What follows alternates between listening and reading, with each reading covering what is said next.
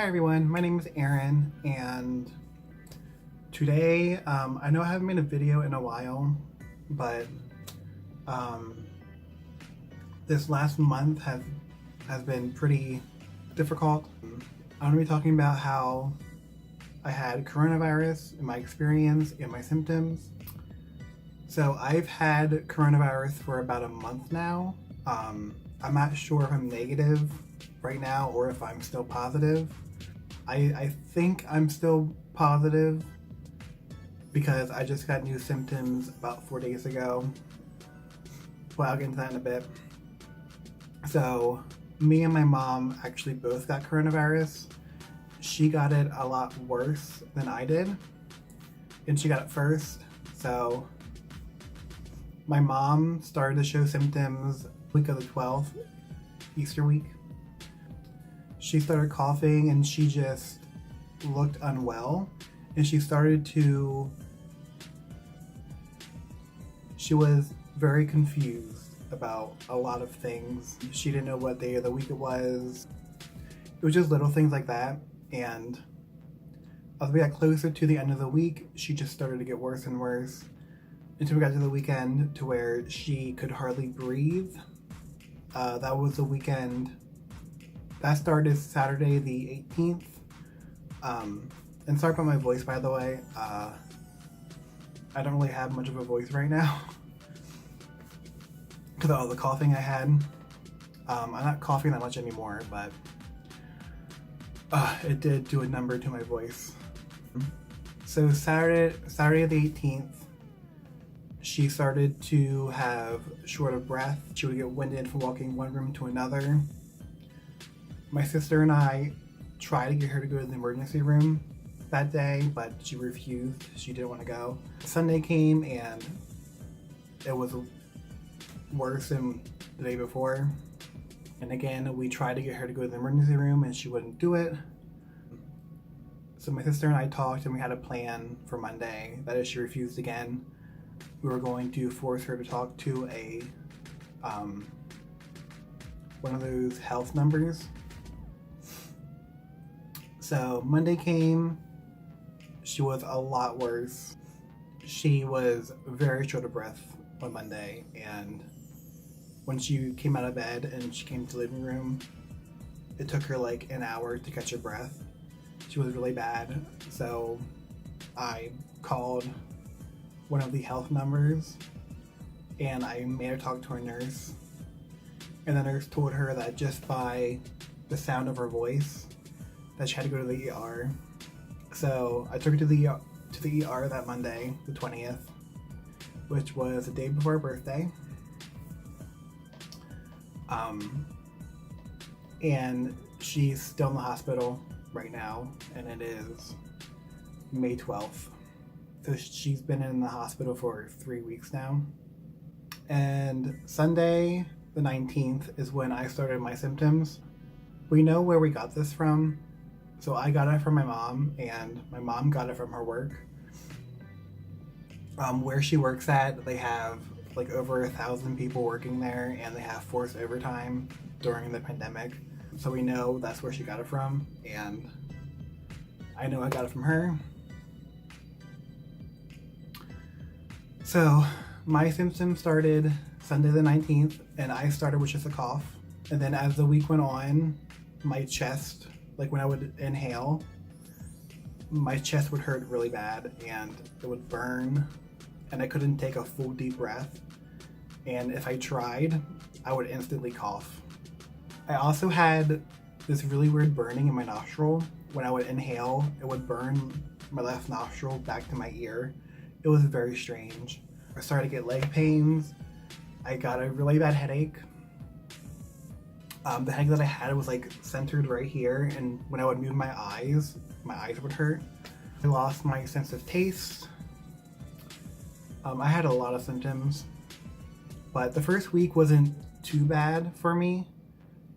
It was manageable, and about a week, so Monday the 27th, I actually thought I was getting better that morning. I felt better. As the day went on, However, I started to feel worse, which is very weird. I don't know why I felt really good that morning, and then as the day went on, I started to get worse. And then at nighttime is when I started to get really short of breath. So I texted my sister at like 3 a.m. and told her that I would probably have to go to the hospital. But I told her to wait. I'm very stupid. I told her to wait until the morning. I don't know why. I just prolonged it. But at around 7:30 when she woke up, she texted me again and I told her I felt the same. And she called the ambulance and they came and took me to the hospital. I was in the hospital from April 28th until May 2nd. When I got there, the first thing they had me do was use an inhaler, a medicated inhaler. It was really long and green. They had me take 8 puffs from it, which was so fucking painful. I had tears streaming down my face from it. It was so painful. They gave me 2 IVs for whatever reason. I had one right here. I don't know if you can, this is like a blue mark from blood work. I had one right here and another one right here. I don't know why they gave me 2 because they only used one of them, but they gave me 2 IVs. They did a lot of blood work. The first day when I got there at like, I think 8 a.m. And the first day they did blood work like 4 times. And they did blood work every day until I left. So they took a lot of blood. They also did 3 chest x-rays and I had pneumonia. So I got IVs for I think potassium, and I don't know what the medication for pneumonia was, but I got an IV for pneumonia. And I was also taking, I think, amoxicillin. That's what they give you for corona for some reason. And I was taking Tylenol because I had a fever of 102 when I went in. And I was also taking a potassium pill because I was low in potassium. I'm trying to think the first day what else happened. The first day was kind of a blur to me, to be honest. Oh, they tested me for corona, obviously. And that test fucking sucks. They have to swab in your nostrils, and it's not just like a quick swab. They have to dig really deep in your nostrils. It feels like they're swabbing your brain. And they have to do it for like 10 seconds, and they have to do both nostrils. And that hurt really bad. After all that, I went up to my permanent room, and that was wild. The nurses, when they would come into my room, they would have to suit up in all plastic from like head to toe. They could not come into my room without plastic on, except for this one nurse who would come in wearing nothing for some reason. I don't know why. She was very stupid. She would come in not even wearing a face mask. I don't know why she would do that, but she did it all the time. And my mom also had her, and she did it to her too. I don't know why. So the first day when I was in there, I had no appetite. I couldn't taste anyways, so I didn't even want to eat.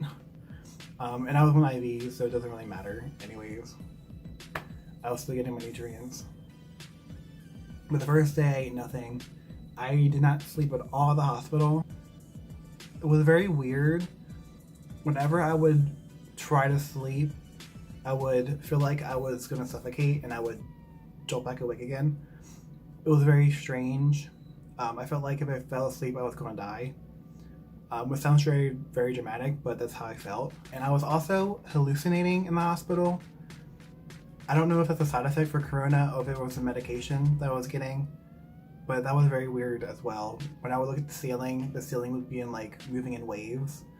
And when I would be like trying to watch TV, I would swear I would see a nurse in the corner of my eye, but when I would look, there was nobody there. And when I would close my eyes, I would see a bunch of random faces. It was so strange. I don't know if anybody else had this, but it was very, very weird. Again, I don't know if it was medication or if it was lack of sleep or if it was both, or if corona gave me schizophrenia. I have no idea. But yeah, that was a really weird thing that happened. Oh, I also had, I don't even want to say this, but I also had diarrhea. It's a symptom, so I'm just going to mention it. I'm going to say that. I don't really want to get into that at all. But I also did throw up. So I was reading online when I was at home about drinking hot tea to help. So I was like, I'm gonna drink some hot tea. And I drank hot tea in the morning and I threw it up in the evening.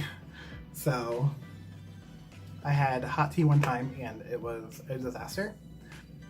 My third day, I believe, when I was in there, which was the 30th, they were very happy with how my pneumonia was looking, how my lungs were looking, and they decided taking me off the IVs, and everything went up from there for me.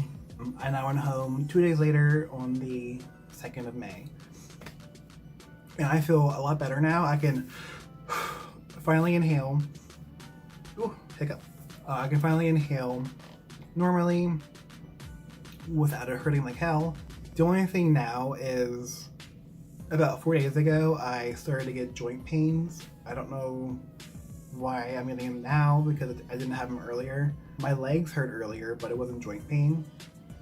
My ankles, my knees, and my wrists hurt really bad. So that's fun. But other than that, I still have a cough, but other than that, right now, it being 2 weeks almost after I got out, I'm feeling a lot better. I'm still not at work yet. I should be going back after next week if my symptoms finally go away.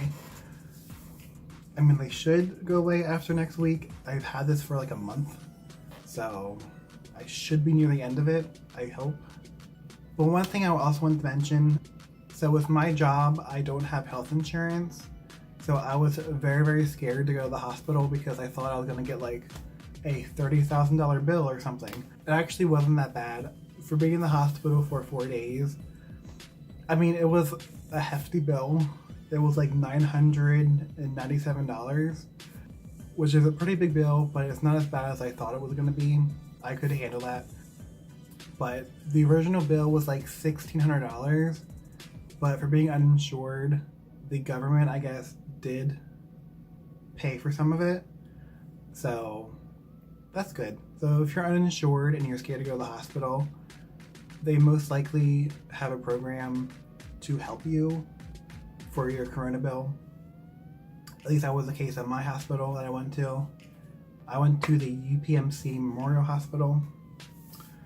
But going back to my mom's story, so when she went in, her first day she refused a respirator, sorry. Her first day she refused a respirator because she wanted to try to take care of it with medicine before she went on there. And on the next day, the 21st, she finally agreed to go on a respirator. She had no other choice. Her breathing was really, really bad.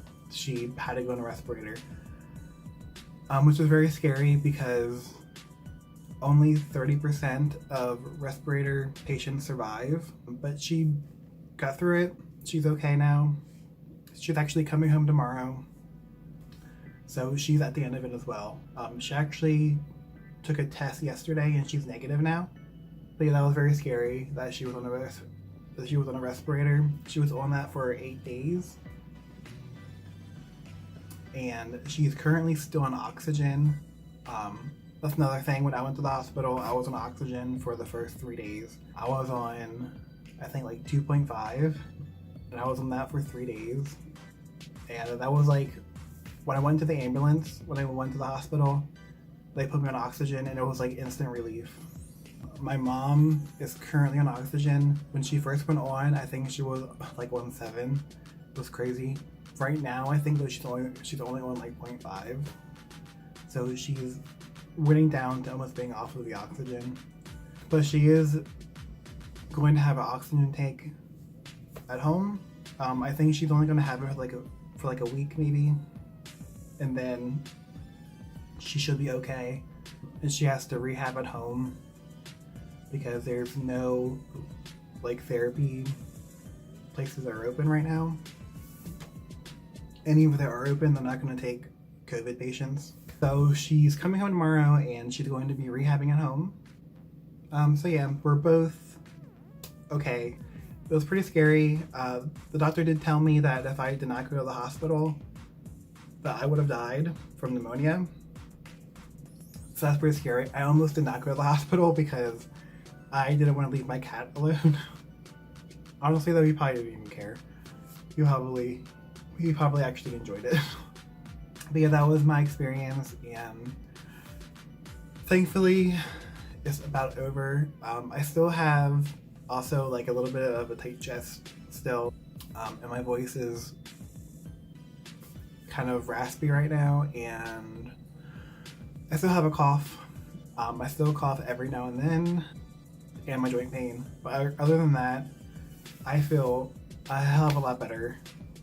So yeah, that was our experience, and I just wanted to share it with you guys in case you guys are experiencing the same thing. Please, if you have short of breath, do not hesitate to go to the hospital. If you're uninsured, don't be scared to go to the hospital. I had those fears as well, but I'm also really scared of dying, so I was prepared to be in like lifelong debt. But luckily that's not the case. I'm still waiting for the ambulance bill to come. It's been almost a month and I haven't gotten it yet. Where I live, an ambulance ride is about $1,000. So I don't know. I'm hoping that I don't get that bill. I'm hoping because I tested positive for corona that they're gonna cut me a break. Oh, another thing. I was surprised by this. I had no idea this actually passed, or it was going to pass, or anything. But since I tested positive for corona and my mom did as well, our employers still have to pay us. So even though we're out of work right now, recuperating, we're still getting paid our normal pay. So that's good. So if you are worried about not being able to work because you have corona and you have to go to the hospital, if you test positive, you're gonna get paid. But yeah, that's my experience, and I just wanted to share it with you guys. If you have any experiences as well, leave them down below. And yeah, that's it, and I will see you guys someday. I don't know when. Bye.